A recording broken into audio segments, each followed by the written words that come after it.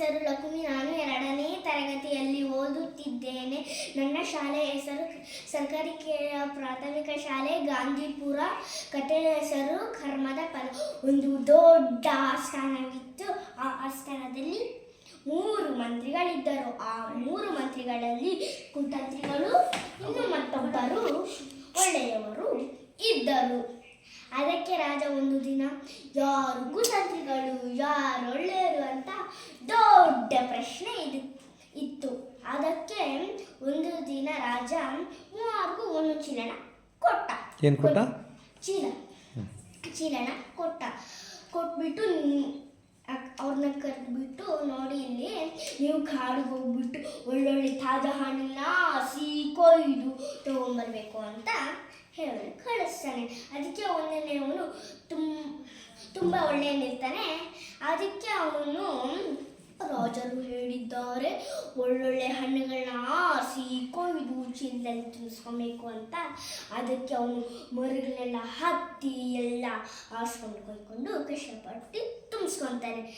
2ನೇವನು ಸ್ವಲ್ಪ ಕುತಂತ್ರಿ ಬುದ್ಧಿನ ಉಪಯೋಗಿಸ್ಕೊಂಡು ರಾಜರೇನು ಬಿಚ್ಚಿ ರಾಜರೇನು ಕೆಳಗಡೆ ಎಲ್ಲ ನೋಡ್ತಾರ ಏನೋ ಅಂದ್ಬಿಟ್ಟು ಕೆಳಗಡೆ ಎಲ್ಲ ಕಸ ಕಡ್ಡಿ ಎಲ್ಲ ಕೆಳಗಡೆ ಹಾಕ್ಬಿಟ್ಟು ಮೇಲೆ ಮಾತ್ರ ಒಳ್ಳೆಯ ಹಣ್ಣುಗಳನ್ನ ತುಂಬಿಸ್ಕೊತಾರೆ.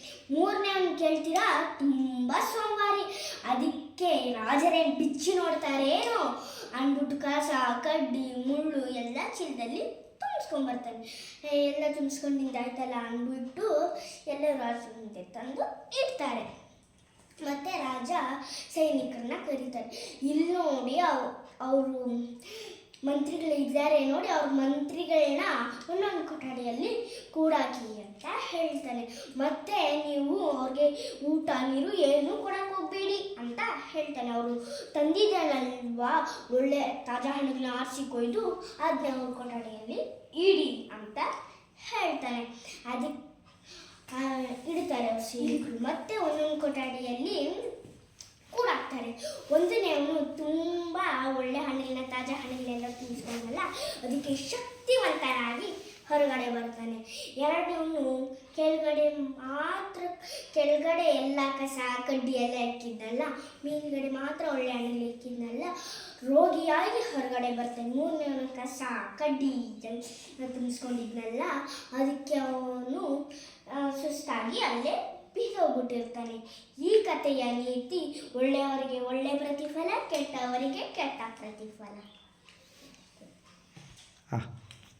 ನೀವೆಲ್ಲ ಕತೆ ಕೇಳಿದ್ದಕ್ಕೆ ಧನ್ಯವಾದಗಳು.